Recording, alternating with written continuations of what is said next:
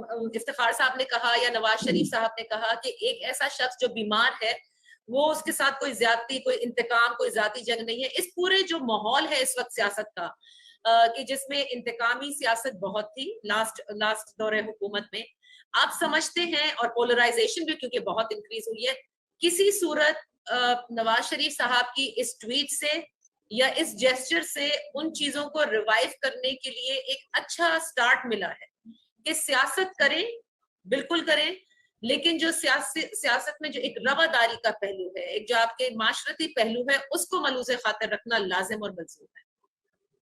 एक मिनट सुनिए, एक मिनट। मैंने आज वो ट्वीट भी पढ़ी है कि शर्म आती है हमें नवाज शरीफ के इस मौके पे। क्या नवाज शरीफ को वो बच्चे भूल के जो मर गए? क्या नवाज शरीफ को वो औरतें भूल के जो मर गई? भाई सवाल वापस वही जाता है, क्या नवाज शरीफ के साथ किसी की जाती दुश्मनी? नहीं, हमारी नवाज शरीफ से, सॉरी, अपना मुशर्रफ से हमारी कोई जाती दुश्मनी नहीं। हमारा असूली मौक़िफ़ है कि he has violated the constitution, so he should be punished under article 6 when he is being trial. जब उसका ट्रायल चल रहा था, मैंने एक डिबेट में हिस्सा लिया। मेरा ख्याल है, मुझे प्रोग्राम याद नहीं, इस्लामाबाद में प्रोग्राम था, उसमें अंसार अब्बासी साहब भी थे, मैं भी था, एक दोस्त और भी था।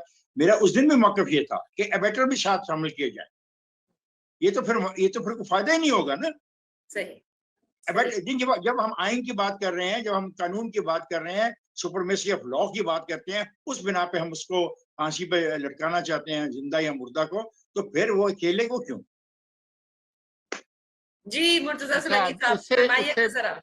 इससे पहले कि मैं इस पे कोई तबसरा करूं, शायद हमारे साथ थे और फिर वो बीच में आज इंटरनेट को कुछ हो रहा है, कुछ मसला था, तो क्यों ना यही सवाल हम आप शाहिद साहब इसका अगर जवाब देना चाहें तो मैं फिर मुख्तसर तबसरा कर। बिल्कुल बिल्कुल, शाहिद साहब, नवाज शरीफ साहब की ट्वीट और उस पर जिस हिसाब से एक पूरा एक डिबेट है, आप क्या कहते हैं?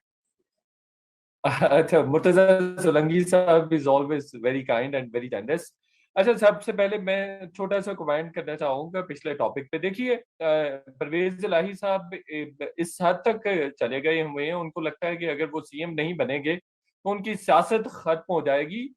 सो मच सो कि उन्होंने जो इलेक्टेड पार्लियामेंटेरियंस थे, एमपीएस थे, उन पे बाहर से जो गुंडे थे, इश्तिहारी थे, उन पर पंजाब असेंबली में उन्होंने धावा बुलवाया, उनसे मार कुटाई करवाई और उनको मार पड़वाई। इलेक्टेड एमपीएस के साथ उन्होंने इतना बदतरीन सलूक किया जो इंतहाई कंडेमेबल है।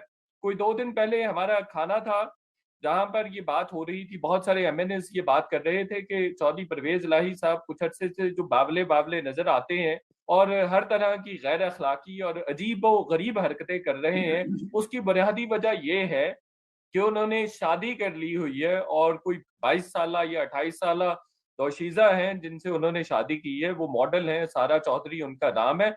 ये 2 दिन पहले हम एक खाने पर इकट्ठे थे, वहां पे काफी सारे एमएनएस थे, तो वहां पर ये इस तरह की डिस्कशन हो रही थी कि उन्होंने दूसरी शादी कर ली हुई है और यही वजह है कि चौधरी शुजात साहब उनसे खासे सख्त नाला है। दूसरा मेतला शादी, अगर पहली बात है कि ये कंफर्म रिपोर्ट नहीं है, हम सुनी सुनाई बातों में जा रहे हैं, तो शादी के बाद तो आदमी में धीमापन नहीं आ जाता? आप क्या समझाना चाह रहे हैं साहब? लेकिन हो सकता है कि वो दूसरी बीवी की ख्वाहिश पूरी करना चाहते हो, कि उन्होंने कहा हो, दूसरी बीवी ने कहा हो कि आपको वज़ीर आला बनना चाहिए।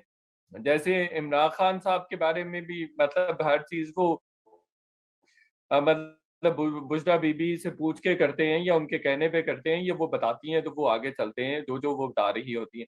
दूसरा ये कमेंट जो, देखिए इफ्तिखार साहब की बात से मैं इत्तेफाक करूंगा, इंडोर्स करूंगा। देखिए, सबसे पहले तो उनका ट्वीट देखना चाहिए, नवाज शरीफ साहब का बड़ा कैलकुलेटेड ट्वीट है। उन्होंने अपनी जाती कैपेसिटी में जनरल परवेज मुशर्रफ को माफ किया। उन्होंने ये नहीं कहा है कहीं पर भी कि स्टेट जो है वो भी उनको माफ कर दे, वो भी उसको छोड़ दे, या जो रूल ऑफ लॉ है वो उसको प्रोसिक्यूट ना करे, या लैंड ऑफ जो लॉ है वो बिल्कुल उसको इग्नोर कर दिया जाए और मुशर्रफ को ना।